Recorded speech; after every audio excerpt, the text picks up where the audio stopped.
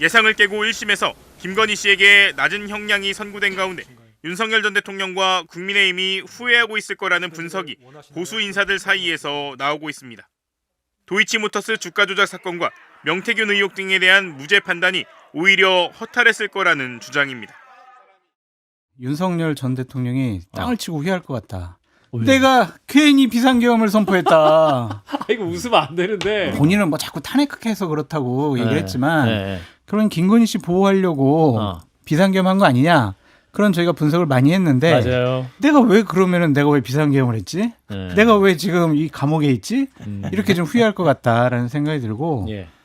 집권 당시 검찰의 수사 의지를 꺾고 특검법도 계속 거부하며 김건희 수사를 끝까지 막은 윤석열 정권. 내란이라는 극단적인 선택의 배경에 김건희 사법 리스크 방어 의도가 있었을 거라는 해석이 지배적인 가운데 차라리 조기에 의혹을 해소했다면 이 지경이 됐겠냐는 겁니다. 오늘 아침 조선일보 이면에 보니까 국민의힘 내에서는 결국 무죄를 선고받게 될 의혹을 무리하게 방어하느라 정권을 넘겨줬다며 허탈해하는 분위기도 감지된다. 지금 정말 이거 가지고 허탈해한다는 거예요? 국민의힘 의원들이? 충분히 그럴 수가 있죠. 그 특검 3번 거부한 거 아니에요. 예. 그리고 그때도 이게 예를 들어 도이치모터스 주가 조작 사건이 제일 메인이었을 텐데 그때 이거를 수사를 제대로 받고 기소가 된다 하더라도 정말 많이 나와야 집행유예 정도 나올 텐데. 당 주류 인사인 신동우 국민의힘 최고위원마저 윤석열 정부 때 털었더라면 하는 아쉬움을 나타내기도 했습니다. 대해서는 정말 대단한 아쉬움이 있죠. 네. 이게 사실은 저희 당을 굉장히 압박했던 이슈거든요. 그렇죠. 그래서 야당도 지금의 여당도 이 문제를 가지고 사실은 굉장히 압박을 했는데 그러면 이게 문재인 정부 때를 거쳐서 이제 윤석열 정부, 이재명 정부까지 그렇죠. 왔는데 네네. 최종적으로 무죄가 선고됐다면 네네. 저는 그러면 저희 입장에서는 그 당시에 빨리 어쨌든 이것도 털고 왔으면 이런 일이 안 생겼을 것이고 네네. 다만 국민의힘은 윤 전 대통령이 체포방해 혐의 등으로 징역 5년을 선고받았을 때와 같이 당 차원의 공식적인 입장은 내놓지 않고 있습니다.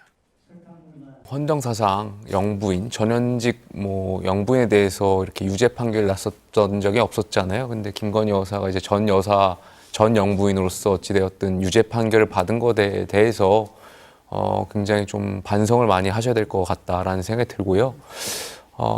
최근에 그 국민의힘 저희 의원님들하고 많이 이야기를 하다 보면은 김건희 여사와 관련한 특검법이라든지 여러 이런 법리적인 것을 방어하기 위해서 윤 정부에서 여러 가지 권력을 이용했던 측면들이 있었잖아요.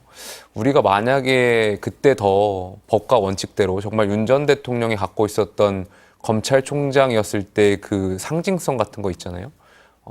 정말 법과 원칙대로 헌법에 따라서 측근이었어도 이러한 수사를 제대로 해서 잘 처벌을 받았더라면 여당이나 아니면 대통령으로서 책무를 더 잘할 수 있었지 않았을까에 대한 아쉬움들을 말씀하시는 분들이 있었어요. 그래서 전반적으로 굉장히 아쉽고 아마 반성 많이 하셔야 된다고 생각합니다. 그러니까 사실 국민의힘 내부에서도 이럴 거면 왜 방어했나 이런 얘기가 나오잖아요. 그러니까 가장 핵심적인 의혹들이 주가 조작과 명태균 게이트와 관련된 내용이었는데 그거 방어하려고 하다 보니 윤석열 정부는 굉장히 무리한 일들을 많이 해왔고 국민의힘도 아주 강력하게 특검은 필요 없다라고 이야기했는데 그 부분이 무죄가 나오니까 지금 오히려 내부에서 성토가 나오는 것 같습니다. 아니, 제 말의 취지는 그런 뜻이 아니고요.